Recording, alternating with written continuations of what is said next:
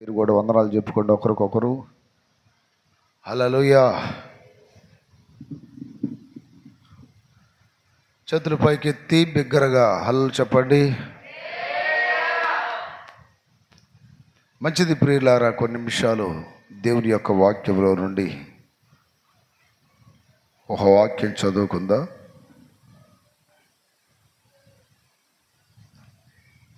ఆది కాండము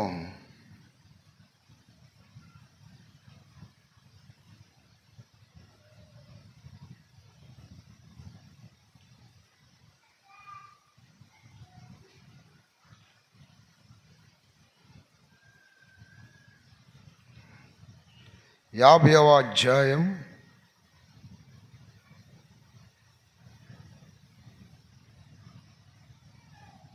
20వ వాక్యాన్ని చదువుకుందా. ఆది కాండం.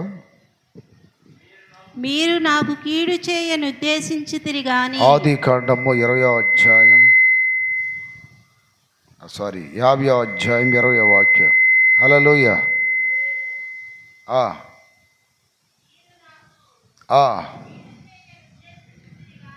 కీడు చేయనుద్దేశించిరి గాని నేటి దినమున జరుగుచున్నట్లు నేటి దినమున జరుగుచున్నట్లు అనగా బహు ప్రజలను బ్రతికించున్నట్లుగా అది మేలుకే దేవుడు ఉద్దేశించెను. చాలు, దాని స్తోత్రం కలుగునగాక. నా ప్రియ దేవుని బిడ్డలారా, కొన్ని నిమిషాలు శ్రద్ధగా వాక్యం వినండి. అబ్రహాము కుమారుడు ఇస్సాకు, ఇస్సాకు కుమారుడు యాకోబు, యాకోబు కుమారులు 12 మంది. వారిలో ఒకడు యోసేపు. యోసేపు ఒక దినాన తన అన్నదమ్ములతో అంటున్నాడు, మీరు నాకు కీడు చేశారు, కానీ నేటి దినమున జరుగుచున్నట్లు అది మేలు కొరకే దేవుడు ఉద్దేశించాడు అనే మాట పలుకుతున్నాడు. ప్రియ దేవుని బిడ్డలారా, కొన్ని సందర్భాలలో కొన్ని పరిస్థితులు దేవుని బిడ్డలకి కీడులాగా అనిపిస్తాయి. కొన్ని పరిస్థితులు శ్రమలాగా అనిపిస్తాయి, బాధలాగా అనిపిస్తాయి. కొన్ని పరిస్థితులు చాలా ఘోరాతి ఘోరమైన ఒక కీడులాగా అనిపిస్తాయి. కానీ దేవుడు కొన్ని కీడులను మన కొరకు మేలు కొరకే ఉద్దేశిస్తాడంట. ఈ ఆత్మ సంబంధమైన గ్రహింపుని దేవుని బిడ్డలు గ్రహించినప్పుడు దేవుడు కడవరకు మనల్ని మేలైన మార్గంలో నడిపిస్తాడు. ఆయన చిత్తము లేకుండా ఏది మన మీదకి రాదు. ఆయన చిత్తము లేకుండా ఏది మన జీవితంలో జరగదు. ఆయన చిత్తము లేకుండా ఏది మన జీవితంలో మనం చూడలేం. ఈ విధమైనటువంటి అనుభవం దేవుడు ఎవరికి ఇస్తున్నాడంటే ఆయన్ని ప్రేమించే వారికి. రోమాపత్రిక 8:28 రాయబడింది. 8వ అధ్యాయం 28వ వాక్యంలో రాయబడింది. ఏమనంటే దేవుని ప్రేమించే వారికి అనగా ఆయన సంకల్పం చొప్పున పిలవబడిన వారికి మేలు కలుగుటకై చూసారా, దేవుణ్ణి ప్రేమించే వారికి. నోటితో చెప్పండి అన్నమాట. ఎవరిని? దేవుని ప్రేమించే వారికి, ఆయన సంకల్పం చొప్పున పిలవబడిన వారికి. ఈ రోజున మనమందరం పిలవబడ్డామా లేదా? పాపములో, శాపములో, అపరాధాలలో ఉన్నప్పుడు ఆయా కులాల్లో నుండి, ఆయా వర్గాల్లో నుండి స్త్రీలని, పురుషులను, యవనస్తులను ఎందరినో దేవుడు పిలుచుకున్నాడు. ఇప్పుడు దేవుడు పిలుచుకున్నవారు, దేవుని సంకల్పంలో ఉన్నవారు, దేవుణ్ణి ప్రేమించేవారు ఎంతరైతే ఉన్నారో వారి జీవితంలో దేవుడు అన్ని మేలు కొరకే ఉద్దేశిస్తాడు. కానీ ఈరోజు మనకు అర్థం కాదు. యోసేపు అంటున్నాడు, ఇదిగో మీరు నాకు కీడు చేశారు, కానీ దేవుడు అది మేలు కొరకే మార్చాడు. మీరు అలా చేయకపోతే ఈరోజు ఎంతమంది బ్రతికే వాళ్ళు కాదు, ఎంతమంది పోషించబడేవారు కాదు అని చెప్తున్నాడు. నా ప్రియ దేవుని బిడ్డలారా, కొన్ని జరుగుతున్నప్పుడు మనుషుల మీద మనం ఏడుస్తాం. వాళ్ళ వల్ల మాకు ఇది జరిగింది, వాళ్ళ వల్ల మేము ఈ కీడు ఎదుర్కొన్నాం, అనుభవిస్తున్నామని. ఒకవేళ వాళ్ళను కూడా దేవుడు నియమిస్తే ఎవరి మీద వేయగలుగుతావు నింద? ఎవరి మీద వేయగలుగుతావు? ఆ యొక్క నేరారోపణ ఎవరి మీద చేయగలుగుతావు? సమస్తము దేవుని కొరకు, సమస్తము దేవుని కొరకు మనము నిలబడినప్పుడు మేలు కొరకు దేవుడు ఇచ్చేస్తున్నాడు.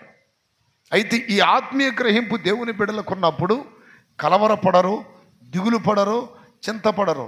చాలామంది దేవుని బిడ్డలు దిగులు పడతా ఉంటారు. ఎందుకు మాకు ఈ శ్రమ, ఎందుకు మాకు ఈ బాధ, ఎందుకు మాకు ఈ కీడు, ఏంటి ఇట్లాంటి పరిస్థితి అని. అంటే నీకు ఇంకా ఆత్మీయ జ్ఞానము రాలేదు, ఆత్మీయ జ్ఞానములో నువ్వు లేవని. ఇప్పుడు యోసేపు కీడుని మేలుగా దేవుడు మార్చాడని చెప్తున్నాడంటే అతను జరిగిన కీడేంటి తెలుసా? తన తమ్ముడిని కని చిన్న వయసులో తల్లి చచ్చిపోయింది. చిన్న వయసులో ఎంత బాధ ఉంటుందో తెలుసా? నా ప్రియ దేవుని బిడ్డలారా, చిన్న వయసులో తల్లి చనిపోతే పిల్లలకి ఎంత బాధ ఉంటుందో మీకు తెలియదు, నాకు తెలుసు. ఎందుకంటే నాకు చిన్నప్పుడు అమ్మ చచ్చిపోయింది కాబట్టి. దేవుని స్తోత్రం కలుగును గాక. ఎంత భయంకరమైన బాధ ఉంటుందంటే అంత భయంకరమైన బాధ ఉంటుంది. ఈరోజు నా ప్రియ దేవుని బిడ్డలారా, చాలామంది పిల్లలు తల్లిదండ్రులు ఏడిపిస్తూ ఉంటారు, తల్లిదండ్రులు బాధ పెడతా ఉంటారు. ఈరోజు అర్థం కాదు, వాళ్ళు లేనప్పుడు మీకు అర్థమైంది ఆ బాధ ఏంటో. దేవుని స్తోత్ర. చేతులు ఎత్తి చెప్పండి హల్లెలూయా. తల్లి ఉన్నప్పుడు అర్థం కాదు, తండ్రి ఉన్నప్పుడు అర్థం కాదు, వాళ్ళు పోయినప్పుడు ఏడుస్తావు. వాళ్ళు పోయినప్పుడు ఇదిగో యోసేపుకి చిన్న వయసులో తల్లి చచ్చిపోయింది. తల్లి చనిపోయింది. చనిపోయే నాటికి తన తమ్ముడు చాలా చిన్న పిల్లోడు, కన్నది చనిపోయింది. ఆ పసిబిడ్డను చూసి నా ప్రియమైన బిడ్డలారు, యాకోబు అంటే తన తండ్రి ఎంత బాధపడ్డాడు. చిన్న వయసులో తల్లిని కోల్పోయారు. సరే, తల్లిని కోల్పోవటం ఆ కీడు. రెండవది, నిజాలు చెప్పినందుకు యోసేపు మీద తన సొంత అన్నలే కక్ష పట్టారు, పగబట్టారు. నిజాలు చెబితే లోకానికి లోకంలో సామెత ఉంది, యథార్థవాది లోక విరోధి. నిజం చెప్పేవాడు లోకానికి పనికిరాడు, అబద్ధాలు చెప్పేవాడు కావాలి. దేవుని స్తోత్రం కలుగునగాక. ఈ విధమైనటువంటి మార్గములు అన్నీ వ్యవస్థల్లో ఉంది. నిజం చెప్పేవాడు లోకానికి ఇరుడ్డమే. నిజం చెప్పేవాడు ముళ్ళు కంటే ముళ్ళుగా ఉన్నాడని వాక్యం చెప్తుంది. ముళ్ళే గుచ్చుకుంటే యథార్థంగా ఉండేవాడు, నిజం చెప్పేవాడు ముళ్ళు కంటే ఇంకా పదునుగా ఉంటాడంట. అందుకని వాడిని ఆయన లోకం భరించలేదు. దేవుని స్తోత్ర. అయితే ఇప్పుడు నిజాలు చెప్పినందుకు సొంత అన్నలే తనను అమ్మేశారు. రెండో కీడు. బయటోళ్ళు అమ్మేశారు, బయటోళ్ళు ద్రోహం చేశారు, బయటోళ్ళు మోసం చేశారంటే భరించవచ్చు. కానీ నమ్మిన వాళ్ళు, మా రక్త సంబంధికులు, ఒక తండ్రికి పుట్టిన వాళ్ళకి కీడు చేశారంటే జీవితంలో మర్చిపోలేనటువంటి గొప్ప బాధ. కొంతమంది అంటారు కదా, బయటోళ్ళు కదా మా కీడు చేసింది, మా సొంత వాళ్ళే చేశారని. అది భరించలేని బాధ. రెండో కీడు ఇతనికి. మూడోది, అమ్మబడిన తర్వాత ఒక ఇంట్లో దాసుడుగా చేరాడు. దాసుడుగా చేరి అన్ని నమ్మకంగా చూసుకుంటున్నాడు. పొలాలు, స్థలాలు, అలాగే తన దగ్గర ఉన్నటువంటి పని వారిని కూడా నమ్మకంగా చూసుకుంటున్నాడు. యజమానుడికి మంచి అభిప్రాయం కలిగింది యోసేపు మీద. యోసేపు మంచి అందగాడంట, సుందరమైన వాడిని వాక్యం చెప్తుంది. చాలా అందగాడు, పెళ్లి కాలేదు. ఆ యజమానురాలు అంటే తన భార్య అతని మీద దృష్టి పెట్టింది. ఎవరు భార్య? యజమానుడి భార్య. పాపం చేయమన్నది. అదొక కీడు. అక్కడ చూడండి, తల్లి పోవటం ఒక కీడు, అన్నలు ద్వేషించడం రెండో కీడు, అమ్మటం మూడో కీడు. అలాగే ఒక యజమానుని ఇంట్లో నమ్మకంగా సేవ చేస్తుంటే యజమానుడు భార్య కన్నేసింది. కన్నేసినప్పుడు అన్నం పెట్టేదామా, డబ్బులు ఇచ్చేదామా, ఆలనా పాలన చూసేదామా, ఆమె విరోధమైందంటే ఇంకెట్లా ఉంటుంది పరిస్థితి చెప్పండి. లేస్తే ఆ మొహం చూడాలి. ఆమె పాపం చేయమంటుంది, ఒప్పుకోట్లా, పాపం చేయాల్సిందే అంటుంది. కానీ ఇంకెంత నరకమో చూడండి, ఎన్ని కీడులు అనుభవిస్తున్నాడు. ఆ తర్వాత పాపం చేయమంటే ఒప్పుకోలేదు. భర్తకి అబద్ధాలు చెప్పింది. వీడు నన్ను బలవంతం చేయబోయాడు అని భర్తకు అబద్ధం చెప్పగానే ఏం చేయలేని పరిస్థితిలో యోసేపుని చెరసాల కంటే జైలుకు పంపించారు. రేప్ కేసు ఎట్లా ఉండదండి? చెమ్మడాలు ఒలిచేస్తారు కదా రేప్ కేసు అంటే. ఏ పాపము, ఏ తప్పు చేయకుండా యోసేపు ఈ భయంకరమైనటువంటి కీడును అనుభవించాడు. దేవుడి మీద ఎంత విరక్తి కావాలి? మీరైతే ఏం చేస్తారు? దేవుడు లేడు, ఏవుడు లేడు, ఎవడు లేడు, ఏది లేదు అన్నట్టుగా అనుకుంటారా లేదా? కానీ ఎన్ని కీడులు అనుభవించాడు. తల్లి చనిపోవటం ఒక కీడు, అన్నలు అమ్ముకోవటం రెండో కీడు, యజమానురాలు భార్య నిందేయటం మూడో కీడు. ఇప్పుడు జైల్లో వేస్తే ప్రతి ఒక్కరు అడుగుతున్నారు, ఎరా రేపు చేసి వచ్చావా? తల్లి లాంటి దాన్ని ఎట్లా బలవంతం చేయాలనిపించింది రా దుర్మార్గుడు అని ఎంతమంది చెయ్యని నేరానికి నానా మాటలు అంటారండి. అప్పుడేదేని బిడ్డలారా, తప్పు చేస్తే నింద అనుభవించడం పెద్ద లెక్కేం కాదు. తప్పు చేయకుండా నిందలు మోయటం అంటే అది ఎట్లా ఉంటుందో చెప్పమంటారా? అప్పుడేదేని బిడ్డలారా, అన్నీ చేయగలిగి ఉండి సామర్థ్యత ఉండి మౌనంగా నోరు మూసుకొని వాళ్ళని మాటలని భరిస్తుండాల. అలాంటి పరిస్థితి ఇప్పుడు యోసేపుది. నోరు ఎత్తలేడు, ఏమనలేడు, ఏం చేయలేని పరిస్థితిలో ఇరకాటంలో ఇరికిచ్చాడు దేవుడు అతన్ని. ఇన్ని జరుగుతున్నప్పుడు ఏమనిపిస్తుంది? అసలు దేవుడు అనేవాడు ఉన్నాడా? న్యాయం చేయడా? ఏందిలా అని ఎన్నిసార్లు అలాంటి తలంపులు వచ్చి ఉంటాయి. అయినను దేవుడు ఈ కీడుని నాకు మేలు కొరకే మారుస్తాడు. చప్పట్లు కొట్టండి గట్టిగా, హల్లెలూయా. ఈ కీడు, ఈ అవమానం, ఈ నిందలో నాకు దేవుడు మేలు కొరకే మారుస్తాడు. కారణం ఏంటంటే నేను ఆయన్ని ప్రేమిస్తున్నాను, ఆయన సంకల్పంలో ఉన్నాను, ఆయన ఏర్పాట్లో పిలువబడ్డాను. ప్రతి కీడుని మేలుగా మార్చే దేవుడు, ప్రతి శాపమును ఆశీర్వాదకరంగా మార్చే దేవుడు, ప్రతి చీకటిని వెలుగుగా మార్చే దేవుడు. ఈరోజు నా ప్రియమైన బిడ్డలారా, ఆత్మ సంబంధమైన జ్ఞానం ఉండాలి మనకి. లోకస్తులాగా ఎందుకు ఇలా జరుగుతుంది అని బాధపడకూడదు, లోకస్తులాగా ఆలోచించకూడదు. ఎందుకనంటే మన దేవుడు కీడుని మేలు కొరకే ఉద్దేశించే దేవుడు. దేవుని స్తోత్రం కలుగునగాక. ఇప్పుడు యోసేపు ఏమనుకుంటాడండి? యోసేపు ఏమనుకుంటాడు? ఏదైనా సావటానికి అవకాశం వస్తే ఈ లోకంలోకి ఇవన్నీ చూసే కంటే, ఈ బాధలన్నీ భరించే కంటే ఒక్కసారి చచ్చిపోతే ఏ గొడవ లేకుండా పోద్ది కదా. మా అమ్మ దూరమై, మా నాన్న దూరమై, నా అన్నదమ్ములు దూరమై, దేశానికి దూరమై ఇంకెందుకు భూమి మీద నేను భారం? ఒక్కసారి ఏదైనా తింటే, లేకపోతే ఎక్కడైనా దూకితే, ఏదైనా సూసైడ్ చేసుకుంటే అసలు పేడ విరుగుడైద్ది కదా. నాది ఒక బ్రతికేనా అనిపిస్తుంది కదా. దాని స్తోత్ర. ఎంతోమంది ఉంటే మనం ఇట్లాంటివి అనుభవించడానికి కష్టపడతాం. ఒంటరిగా అలాంటి ఎదుర్కోవడం ఎంత కష్టమో తెలుసా? వాక్యం చెబుతుంది యోసేపు గురించి. ఏమో తెలుసా? యోసేపు ఫలించేడి కొమ్మ. చెప్పాలి నోటితో. యోసేపు ఎవరంటండి? ఫలించే కొమ్మ. అంటే ఇలాంటి కీడులు, శోధనలు, బాధలు, వేదనలు వస్తున్నా ఫలిస్తూనే ఉన్నాడు. కీడని కీడు వైపు చూడట్లా, బాధని బాధ వైపు చూడట్లా, శ్రమని శ్రమ వైపు చూడట్లా, దేవుడి వైపే చూస్తున్నాడు. ఆయన చిత్తము లేకుండా ఇది నాకు రాదు, నా మీద అనుమతించబడదు అని పూర్తిగా దేవునికి అప్పగించుకున్నాడు. ఏం చేస్తాడో చూద్దాం. ఈ కీడు తర్వాత ఏం చేస్తాడో చూద్దాం. మేలు చేస్తాడా? ఓకే. మేలు చేయకపోయినా ఓకే. కష్టాల్లో స్తుతిస్తా, కన్నీళ్ళలో స్తుతిస్తా, వ్యాధుల్లో స్తుతిస్తా, బాధలో స్తుతిస్తా. హల్లెలూయా. కొంతమందికి అవి రానివ్వండి, చర్చి మానేసి అమ్మడే దర్గాల దగ్గరికి వెళ్తారు. ఈ దేవుడు కుదరలేదులేండి మాకు, అల్లదిగా గుడి దగ్గరికి వెళ్ళిపోతాం. ఈ దేవుడు మాకు అచ్చుబాటు రావట్లా. దేవుని స్తోత్రం కలుగునగాక. చేతులు పైకెత్తి గట్టిగా చెప్పండి. ఆ మధ్య ఒక ఊర్లో మనకు బ్రాంచ్ ఉంది. ఒక ఆమె చర్చికి రాలా. నేను అడిగా ఏమనంటే, పలానా ఆమె రాలేదు ఏం చర్చి కన్నా. అయ్యా ఈ మధ్య ఒక మాట అన్నది, ఈ దేవుడు మనకు అచ్చుబాటు రావట్లేదు అంటుంది అయ్యా అని. అక్కడ ఒక దేవుని బిడ్డ చెప్పింది. అచ్చుబాటు అంటే ఏందమ్మా, అసలు ఏం జరిగిందన్న? కూతురికి పెళ్లి చేసింది, అర్థమైందా? ఆ కూతుర్ని బెల్లం కొండ ఇచ్చారు, వాడిని వదిలేసింది. వాడికి ఒక అమ్మాయిని కన్నదే, వాడిని వదిలేసింది. వాడు ఇంకొక అమ్మాయిని చేసుకున్నాడు. మళ్ళీ ఏం చేసింది ఈ మనిషి? మళ్ళీ ఇంకొకరిని చేశారు మిర్యాలగూడ దగ్గర, వాడిని వదిలేసింది. దేని స్తోత్రం.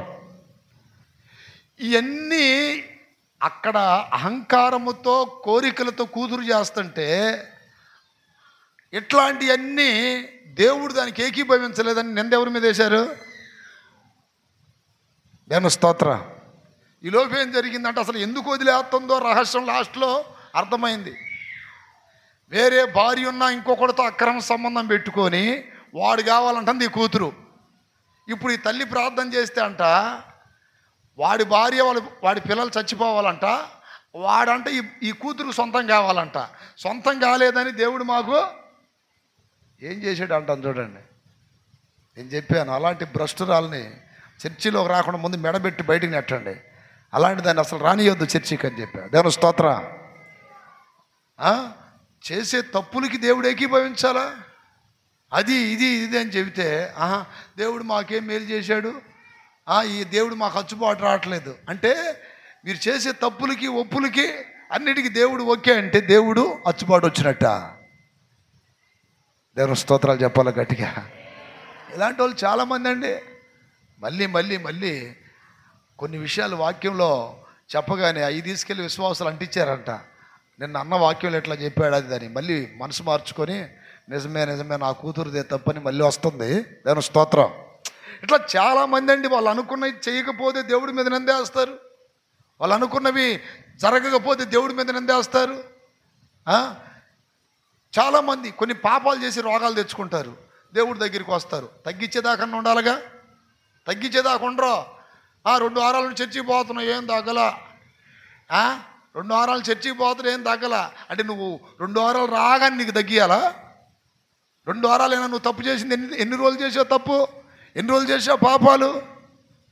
నువ్వు పోగానే పాస్టర్ గారు ప్రార్థన చేయగానే తగ్గితేనేమో దేవుడు నిజమైన దేవుడు, లేకపోతే దేవుడు నిజమైన దేవుడు కాదండి.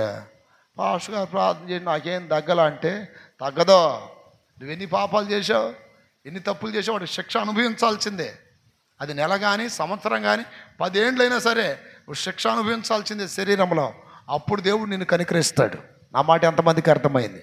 చేతులు పైకెత్తి గట్టిగా చెప్పండి హల్లెలూయా, హల్లెలూయా. దేవుడి మీద నిందేస్తారు, సేవకుల మీద నిందేస్తారు, సంఘం మీద నిందేస్తారు. నువ్వు చిన్న విషయం చెప్తానండి, తప్పు ఎంత భయంకరంగా ఉంటుందో శిక్ష కూడా అంత భయంకరంగానే ఉంటుంది. అర్థమైందా? తప్పు చేసేటప్పుడు చాలా జాగ్రత్త కలిగి ఉండాలి. అమ్మో ఈ దేహము దేవుడిది, చాలా జాగ్రత్త కలిగి ఉండాలని. ఆ సహోదరి నిందేస్తుంది దేవుడి మీద మాకు అచ్చుబాటు రావట్లేదని. నువ్వు పవిత్రంగా ఉండి పరిశుద్ధంగా ఉండి ఇలాంటి మాట అంటే కొంచెం అది సబబు, నేను ఇంత యథార్థంగా ఉన్నాను కదా అని. అసలు కుటుంబం అంతా దేవునికి విరోధంగా తప్పులు ఒప్పులు చేస్తూ, కొడుకేమో తాగుబోతు, కూతురేమో ఎట్లా చేస్తుంది, భర్త ఏమో తాగుబోతు, చివరికి ఏం కూడా తాగిందంట చూడండి లాస్ట్కి. దేవుని స్తోత్రం చెప్పండి. ఆ భర్త చెప్పాడంట మనకి ఈ దేవుడు అచ్చుబాటు రావట్లేదులే కానీ ఇదిగో నువ్వు కూడా తాగంటే ఒక గ్లాస్ తాగేసిందంట. దేవుని స్తోత్రం కలుగునగాక. ఇట్లాంటి అనుకుంటే యోసేపు ఎప్పుడో దేవుని దూషించాల్సింది. ఒకటే మాట అంటున్నాడు, నేను దేవునికి భయపడేవాడను. 42:18 ఆదికాండం 42:18 అంటున్నాడు. ఇన్ని కీడులు జరుగుతున్నా 3వ దినమున యోసేపు వారిని చూచి నేను దేవునికి భయపడేవాడను. చేతులు పైకెత్తి గట్టిగా చెప్పండి. నేను ఎవరికి భయపడేవాడిని? అసలు దేవుడు భయం ఉండాలా దేవుని బిడ్డలకి? కీడులో కూడా దేవుడికి భయపడ్డాడంట. కొంతమంది అంటారు కదా, నన్ను తిట్టడానికి నీకేం అధికారం ఉంది, నన్ను కొట్టడానికి నీకేం అధికారం ఉంది, నువ్వు పెట్టేవాడివా, ఏమన్నా మేలు చేసేవాడివా నాకు అంటే దాని అర్థం ఏంటి? నువ్వు నాకు ఏదైనా పెట్టినా, ఏదైనా ఇచ్చినా, ఏదైనా మేలు చేస్తే నువ్వు నన్ను తిట్టవచ్చు కొట్టవచ్చు, కానీ నువ్వు నాకు పెట్టవు, ఏమేవో, ఏం మేలు చేయవు, నన్ను తిట్టే అధికారం నీకెవరు ఇచ్చారు అంటారు కదా. అంటే ఇప్పుడు దేవుడు యోసేపుని కీడైన మార్గంలో నడిపిస్తున్నా యోసేపు నువ్వు నాకేమి ఇచ్చావని అడగలా. దేవుని స్తోత్రం. నువ్వు నాకేం చేసావయ్యా, నాకెందుకు ఇన్ని శ్రమలు పెట్టావు, నాకేమైనా మేలు చేస్తున్నావు అని అడగలేదే. పూర్తిగా దేవుడికి అప్పగించేసుకున్నాడు. ఏదైనా జరగని ఫైనల్ డిసిషన్, చివరి నిర్ణయం ఏంటి అసలుకి? చివరిలో ఏం చేస్తాడు చూద్దాం. చివరిలో ఏం చేశాడు? ప్రధాన మంత్రిగా మార్చాడు. చప్పట్లు కొట్టాడు గట్టిగా. హల్లెలూయా. చిన్న చిన్న జాబులు కాదు ఇచ్చింది, చిన్న చిన్న ఘనతలు కాదు ఇచ్చింది, చిన్న చిన్న పదవులు కాదు ఇచ్చింది. దేశాన్ని పరిపాలన చేసే ప్రధానమంత్రిని చేశాడు. నిందేసిన వాళ్ళు, అవమానపరిచిన వాళ్ళు, చివరికి తన తండ్రి, తన అన్నదమ్ములు కూడా యోసేపు దగ్గరికి రావాల్సి వచ్చింది. అప్పుడే దీని బిడ్డలారా, నీతి వ్యర్థం కాదు, యథార్థమైన జీవితం వ్యర్థం కాదు. నీ నీతికి తగినట్టుగా నువ్వు వర్ధిల్లుతావని వాక్యం చెప్తుంది. నీ యథార్థకు తగినట్టుగా ఏదో ఒక దినాన దేవుని దగ్గరికి వస్తాడు. ఈ కష్టాలు, శ్రమలు, నిందలు, అవమానాలు మొత్తం తొలగిపోతాయి. అప్పటిదాకా దేవుని ఎదుట యథార్థంగా ఉండి పాపము చేయకుండా, తప్పు చేయకుండా, భక్తిలోని తొలగిపోకుండా చాలా జాగ్రత్త కలిగి ఉంటే ఏదో ఒక రోజు వస్తాడు. ఇన్ని సంవత్సరాలు నా కోసం భరించావు, ఇన్ని సంవత్సరాలు నీతిగా ఉన్నావు, ఇన్ని సంవత్సరాలు యథార్థంగా ఉన్నావు. కొంతమంది అంటారు, ఎందుకు యథార్థంగా ఉండాలి, ఎందుకు నీతిగా ఉండాలి? ఇంటి పక్క వాళ్ళని చూడు, ఇంటి ఎదురు వాళ్ళని చూడు, ఇంటి వెనకాల వాళ్ళని చూడు, వాళ్ళు ఎంతో భక్తిహీనులు, పాపులు, దుర్మార్గులు, అన్నీ వాళ్ళకు మంచిగా జరుగుతున్నాయి. నేను ఎంత భక్తిగా ఉన్నా, ఎంత యథార్థంగా ఉన్నా నాకేంది గతి అనే ప్రశ్నలు వస్తాయి వాళ్ళని చూసుకొని. ఎట్లాంటి పరిస్థితుల్లో వాళ్ళనిగా చూసుకునేది ఆయన చూడు, ఆయన చూడు. ఒక శ్రమకి దానికి వెనకాల అని దాని తర్వాత ఒక మహిమ అనేది దేవుడు దాచి ఉంచుతాడు. ఒక కీడుకి దాని తర్వాత ఒక మేలు దాచి ఉంచుతాడు. కొంతమందికి వెంటనే జరుగుతాయి, కొంతమంది లేటుగా జరుగుతాయి. కార్యములు జరగటం ఆలస్యం అవుతుందంటే, నా ప్రియమైన బిడ్డలారా, కార్యం ఎంత గొప్పదో ఆలోచించండి. ఒక చిన్న గుడి చేయటం, లేకపోతే ఒక పట్ట కట్టుకొని బ్రతకటం చాలా తేలిక. ఎంత బిల్డింగ్ కట్టాలంటే ఎంత టైం పట్టిద్ది, ఎంతకాలం పట్టిద్ది. దేవుడు గొప్ప కార్యాలు చేయాలనుకున్నప్పుడు ఆలస్యం చేస్తాడు. ఆలస్యం నా ప్రియమైన బిడ్డలారా అద్భుతాలను సృష్టిస్తుందని ఒక దైవజనుడు అనేవాడు. చతురు పైకెత్తి గట్టిగా చెప్పండి. ఆలస్యం ఏం చేస్తుందట? అద్భుతాలను సృష్టిస్తుంది. ఆలస్యం ఘనకార్యములు చేస్తుంది. ఈ రోజున యథార్థంగా, నీతిగా, పరిశుద్ధంగా బ్రతుకుతున్న కొన్ని కార్యాలు నీకు లేట్ అవుతున్నాయంటే దేవుని జీవితంలో ఒక పెద్ద అద్భుత కార్యాన్ని దేవుడు చేయటానికి సిద్ధంగా ఉన్నాడని గుర్తుపెట్టుకో. యోసేపులాగా ఆలోచించండి. యోసేపు నా ప్రియమైన బిడ్డలారా ఎక్కడైతే తలదించుకున్నాడో దేవుడు అక్కడ తలెత్తాడు. ఎక్కడైతే అవమానపరచబడ్డాడో అక్కడ గొప్ప ఘనతనిచ్చాడు. ఎక్కడైతే అందరూ చీచా అన్నారో అందరు దండం పెడుతున్నారు ఇప్పుడు యోసేపుకి. హల్లెలూయా. ఎక్కడైతే రకరకాలుగా ప్రజల్లో దూషించి బాధ పెట్టారో ఈరోజు అందరూ పొగుడుతున్నారు. మన యోసేపు లేకపోతే ఈ 7 ఏండ్లలో వచ్చిన కరువుకి అందరం చచ్చి కూర్చునే వాళ్ళమే. దేవుడు అతనికి ఇచ్చిన జ్ఞానాన్ని బట్టి, దేవుడు ఇచ్చిన ప్రేరేపణ బట్టి ముందుగానే ధాన్యమును స్టోర్ చేయమన్నాడు. ధాన్యమును స్టోర్ చేసాం. కరువు 7 సంవత్సరాలు కరువు వచ్చి ప్రపంచ దేశాలన్నీ ఆకలితో అలమటించిపోతుంటే మన దేశం మాత్రం చాలా సమృద్ధితో ఉన్నది. ప్రపంచ దేశాలు మన దగ్గరికి వస్తున్నాయి. నిజంగా యోసేపు ఎంత గొప్పవాడు, ఎంత గొప్ప మనసున్నవాడు, ఎంత దైవజ్ఞానం కలిగిన వాడని ప్రజలు పొగుడుతున్నారు. ఇదే నోటితో దూషించారు, ఇదే నోటితో పొగుడుతున్నారు. హల్లెలూయా. ఓర్చుకోవాలి, సహించాలి. ఎందుకనంటే కీడుని దేవుడు మేలుగా మారుస్తాడు. కీడుని దేవుడు మేలుగా మారుస్తాడు. అన్నీ మన మంచిగా చేస్తాడు. కానీ దేవుని తొందర పెట్టొద్దు. పూర్తిగా దేవుడికి అప్పగించుకోండి. అందరు లేచి నిలబడాలి. ప్రియ సహోదరుడా, సహోదరి, మన జీవితాల్లో ఏది చేసినా ఆయన మంచికే చేస్తాడు.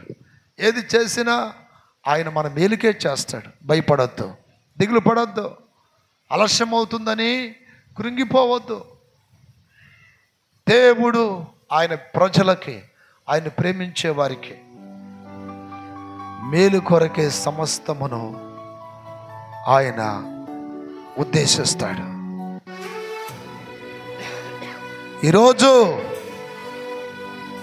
నీ జీవితం కీడైన మార్గాల్లో వెళ్తుందా? ఈరోజు నీ జీవితం శ్రమల మార్గం గుండా వెళ్తుందా? బాధల మార్గం గుండా వెళ్తుందా?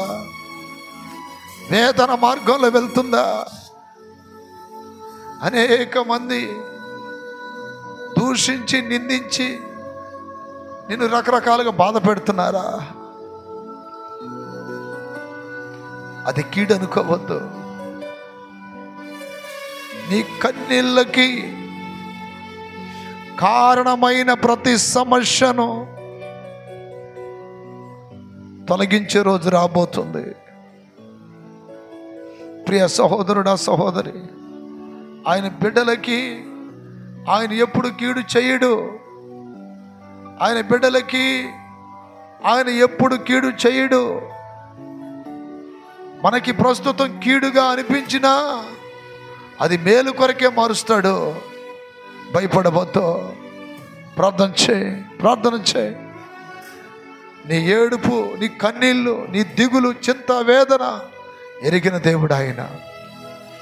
యోసేపుని తల్లి విడిచినా, తండ్రి విడిచినా, అన్నదమ్ములు అమ్మివేసినా, నమ్మిన యజమానురాలు నిందవేసిన, చెరసాలలో 14 సంవత్సరములు బాధ అనుభవించిన, ఏ పాపం చేయనివాడు, ఏ పాపం చేయనివాడు, నిర్దోషి, నిరపరాధి, నీతిమంతుడు యోసేపుని దేవుడు ఫలించెడు కొమ్మగా మార్చాడు. ఫలించెడు కొమ్మగా మార్చాడు. కీడుని మేలుగా మార్చే దేవుడు. దిగులు పడొద్దు, చింతపడొద్దు, బాధపడొద్దు. ఎందుకయ్యా నాకు ఇలా అని దిగులు పడొద్దు. ప్రియ సహోదరుడా, సహోదరి, నీ రోజు ఒకటి ఉంది. నీ రోజు ఒకటి ఉంది. ఆ రోజు కొరకు ఎదురు చూడు. ఆయన నడిపించే మార్గంలో తల వంచుకొని నడువు. ఆయన నడిపించే మార్గంలో తల వంచుకొని నడువు. ప్రాణాత్మ దేహములు దేవునికి అప్పగించుకో. సమస్తమును మేలు కొరకు చేయి దేవుడు. సమస్తమును మేలు కొరకు చేయి దేవుడు. హల్లెలూయా, హల్లెలూయా, హల్లెలూయా. స్తోత్రం, స్తోత్రం, స్తోత్రం, స్తోత్రం. ప్రార్థన చేయి, స్వర్జ